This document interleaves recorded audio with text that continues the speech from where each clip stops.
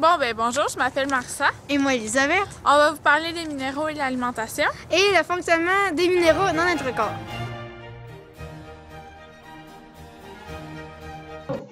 Il y a toutes sortes de minéraux, comme par exemple le magnésium, le iode, le manganèse, le zinc, le potassium. Le fer, le calcium et le sodium.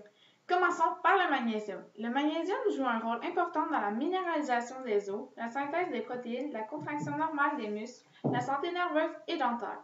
Les baies, l'oignon, les légumes secs, les fruits oléagineux, amandes, noix du Brésil, noisettes et dans les légumes secs, comme par exemple le fève, le soja et haricots.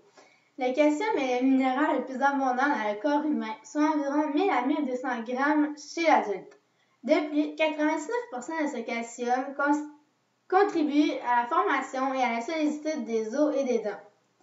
De plus, le lait et les produits laitiers, comme le fromage et le laitage, constituent nos premières sources alimentaires de calcium, soit plus de 2 tiers du calcium que nous consommons.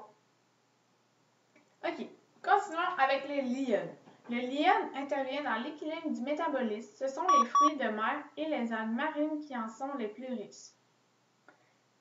Sais-tu à quoi sert le sodium dans notre corps? Non?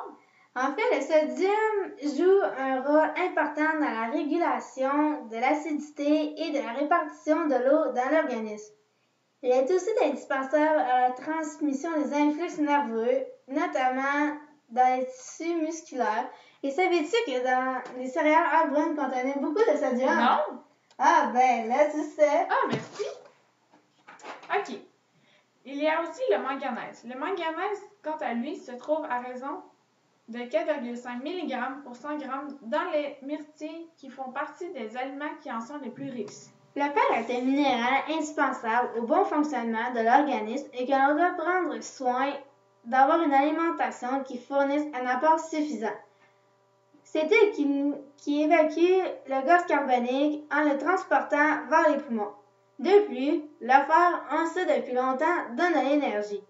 Il est aussi utile aux performances intellectuelles à la mémoire. OK.